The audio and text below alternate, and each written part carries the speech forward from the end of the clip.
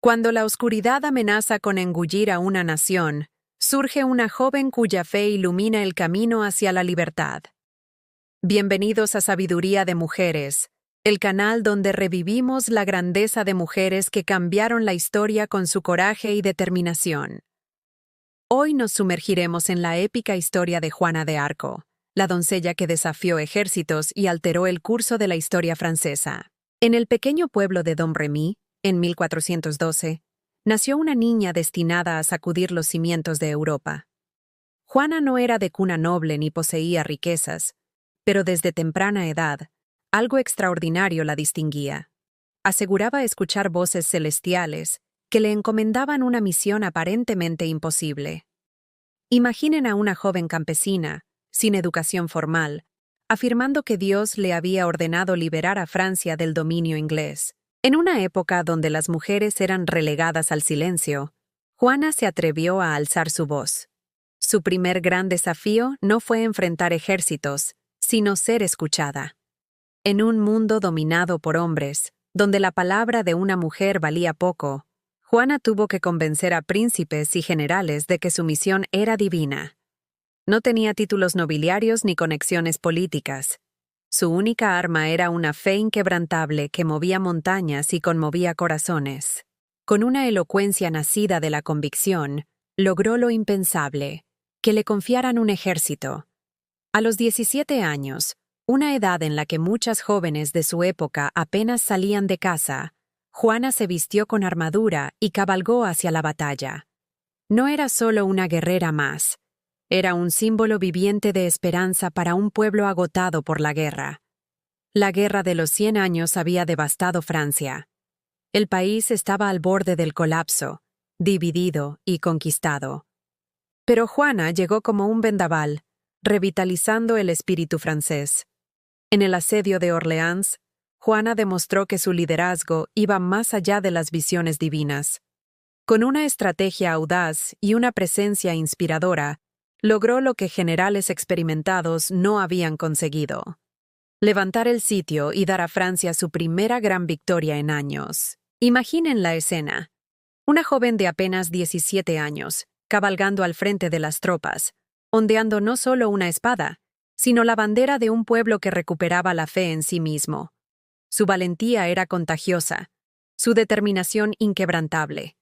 Las victorias se sucedieron.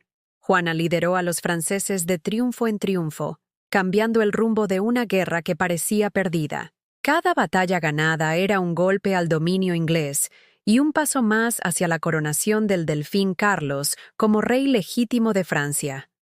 Pero la gloria de Juana atrajo no solo admiración, sino también envidia y temor. Aquellos que no podían comprender cómo una simple campesina podía lograr tales hazañas comenzaron a tejer una red de intrigas y traiciones. En 1430, en el apogeo de su carrera militar, Juana fue capturada por los borgoñones, aliados de los ingleses. Lo que siguió fue uno de los juicios más infames de la historia. Acusada de herejía, Juana se enfrentó a un tribunal eclesiástico determinado a destruirla. Durante meses, resistió interrogatorios agotadores y trampas legales. Su fe, que había sido su fuerza en el campo de batalla, se convirtió en su escudo ante sus acusadores. A pesar de su juventud e inexperiencia en asuntos legales, Juana se defendió con una sabiduría y elocuencia que asombraron a sus jueces. Sus respuestas, registradas para la posteridad, revelan una mente aguda y un espíritu indomable. Pero el veredicto estaba decidido antes de que comenzara el juicio. El 30 de mayo de 1431, con apenas 19 años, Juana fue conducida a la hoguera en Rouen. Hasta el final, mantuvo su fe y su convicción en su misión divina. Las llamas que consumieron su cuerpo joven no lograron, sin embargo, borrar su legado. Al contrario, el fuego que pretendía silenciarla para siempre solo sirvió para forjar su leyenda. En los años y siglos que siguieron, la figura de Juana de Arco creció hasta convertirse en un símbolo eterno de fe, valentía y patriotismo. Su historia inspiró a generaciones de franceses y se extendió más allá de las fronteras de su país. Artistas, escritores y líderes de todo el mundo han encontrado en Juana un ejemplo de coraje frente a la adversidad, de fe inquebrantable en los ideales propios de liderazgo, nacido no del poder o la riqueza, sino de la convicción profunda.